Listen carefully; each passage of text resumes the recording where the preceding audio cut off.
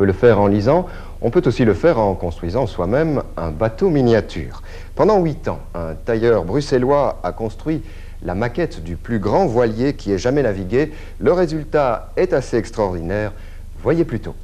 Guy Lalonde a 50 ans.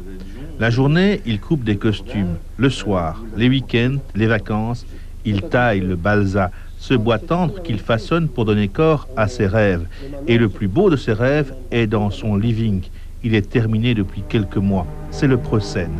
C'était la plus grande de ces cathédrales de la mer, 150 mètres de long, 5 mâts carrés, le seul jamais construit. 48 hommes d'équipage pour maîtriser des milliers de mètres carrés de voilure.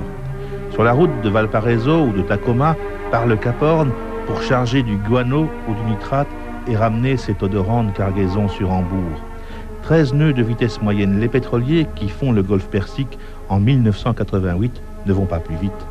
Et pourtant, à peine construit, le Preussen était condamné par la vapeur, par le charbon. Quand il s'échoue définitivement en 1911, c'est la fin de l'ère des cathédrales de la mer. Une époque dont on ne retient peut-être que la poésie pour oublier un peu vite le martyre des hommes accrochés à la mâture par tous les temps. Mort en 1911, le Preussen renaît donc depuis 1980. En tout, j'aurais travaillé pas loin de 8 années, en prenant vraiment le début et sa fin, et que je comptais environ 1 millier d'heures par an pour un bateau. C'était très loin dans le détail.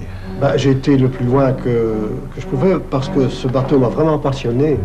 Un travail extraordinaire, un chef-d'œuvre au vrai sens du terme. Tous les détails ont été étudiés sur photo et redessinés à l'échelle du 60e. Et cela pour chaque poulie, chaque filin, chaque treuil. Pour ce bateau, Guy Lalonde a fait le tour des musées européens. La toile d'araignée du gréement courant est capable réellement de hisser ou de brasser les voiles. Le Preussen renaît donc et il terminera sa nouvelle existence dans une salle tout exprès construite pour lui dans un musée à Bremerhaven en Allemagne, là même où il fut conçu. Guy Lalonde aura, lui, joui d'un rêve fabuleux, celui de Jules Verne, celui du voyageur en chambre. Ce que j'aime, c'est travailler, c'est travailler avec mes mains, mais je crois que c'est une part de poésie, c'est vraiment tout un rêve, un bateau. Et c'est ça, je pense, qui m'a toujours attiré, c'est l'évasion.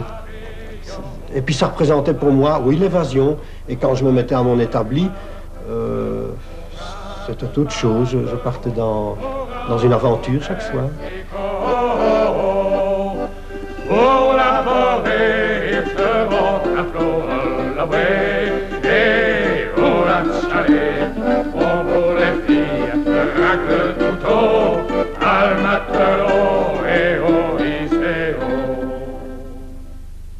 Voilà ce bel